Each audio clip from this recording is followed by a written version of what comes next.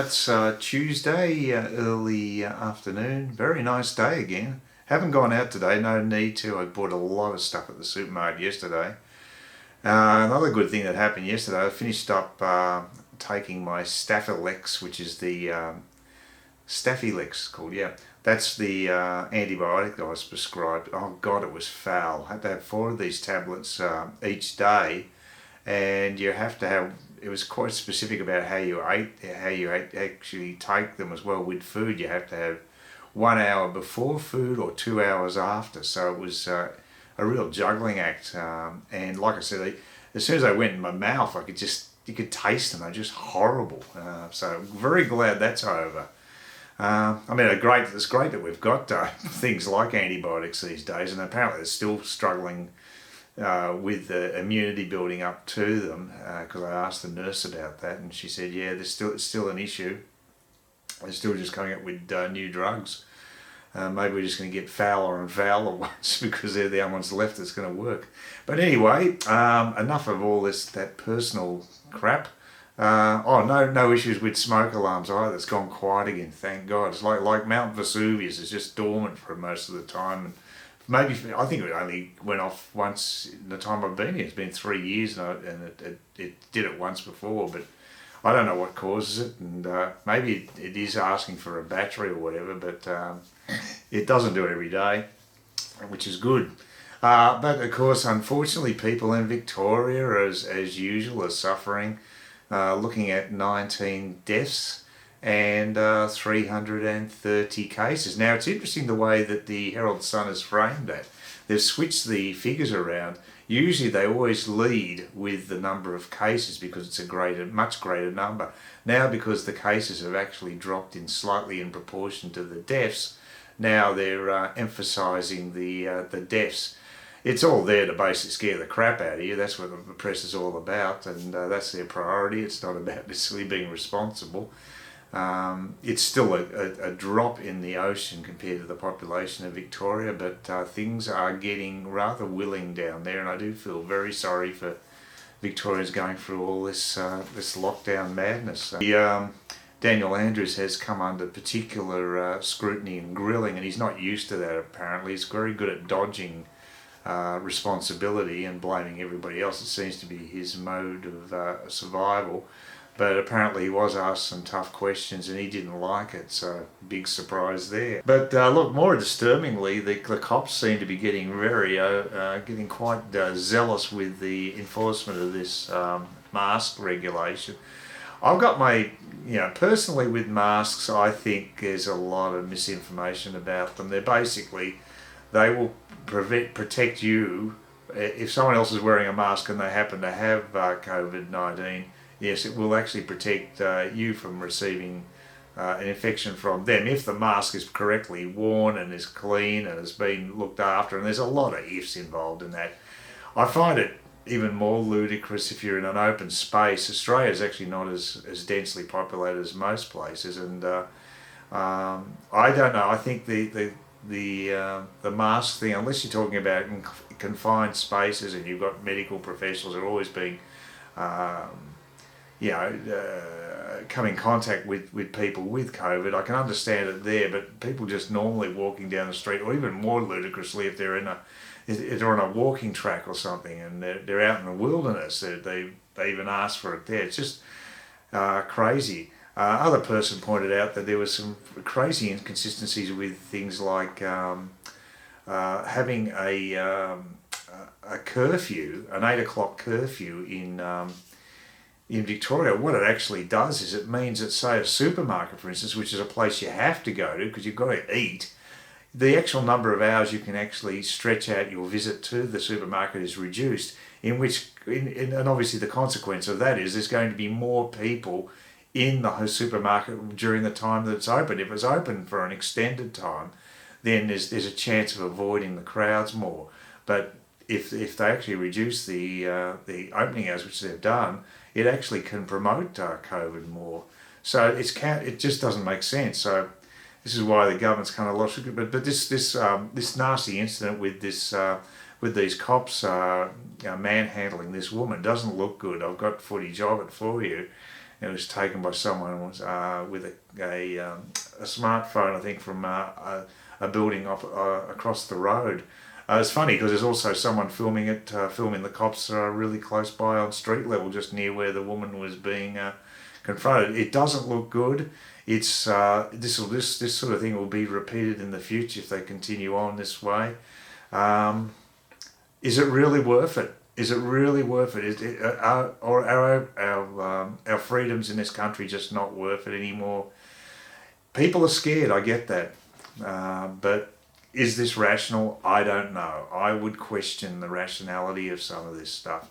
And I think it is doing damage to Andrews, but don't ask me what Victorians are thinking. I've got no idea. But yeah, that incident does not look good. On top of that, we've got some delusional public servants who were involved in the quarantine hotel. They were part of that fiasco, and they were patting themselves on the back before the thing totally went pear-shaped. Again, what do you expect? Public servants, they're in a bubble. They're almost as bad as journalists. I think journalists are probably the bottom of the pile when it comes to mainstream media is at pits. But I tell you what, some of these public servants I wouldn't rate much higher, and their hubris of just acting as if they're just so smart and so much better than us. Well, they've come to have to eat a bit of humble pie, haven't they? Right. Well, for all the problems we do have in Australia, specifically in Melbourne, it fades into obscurity when you compare it to what's happening in the United States at the moment. That really is, they've got some major issues, and specifically looking at a place like Chicago, but that's not an isolated incident. That Chicago is the third biggest city in the US, so it is quite significant, but it has a history of corruption and incompetence. It's a classic Democrat-controlled city that's really in a lot of trouble. They've got a lot of trouble with finances. They've got a huge amount of debt because of the policies of the government. There's a number of shootings taking place, similar to what's happening in New York. They're in real trouble. They've got a lot of social dislocation happening there. And they've got a mayor who just seems to be as inept as de Blasio is in New York, and she just doesn't seem to get it. Actually there was a fantastic articles. Well, this is actually was from Tucker Carlson's show, but they've got it in print form for Fox News. I love Tucker Carlson. He's just cuts through all the BS and he just says it like it is. And a place like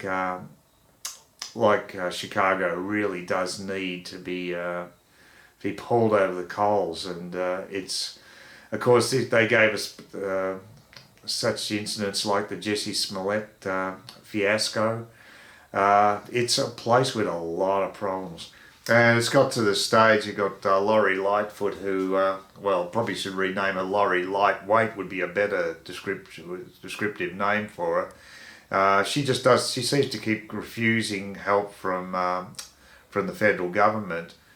Trump has offered her help in the past, the National Guard and what have you, but she thinks everything's honky-dory there. Well, it's not. The place is turning into what happened in Detroit. People are fleeing the city. They are in New York as well, and Seattle. I mean, America, as I say, has got major problems. Americans are totally alienating their police force. They're cutting their budgets. We don't have any of that happening here, thank God. Maybe overzealous police, but we're not talking about cutting their budgets.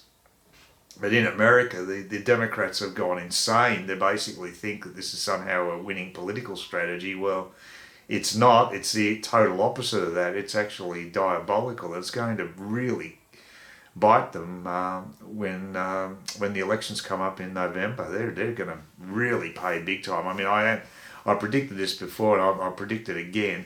You wouldn't know it in Australia because the media is so anti-Trump. It's unbelievable how anti-Trump the media is in this country.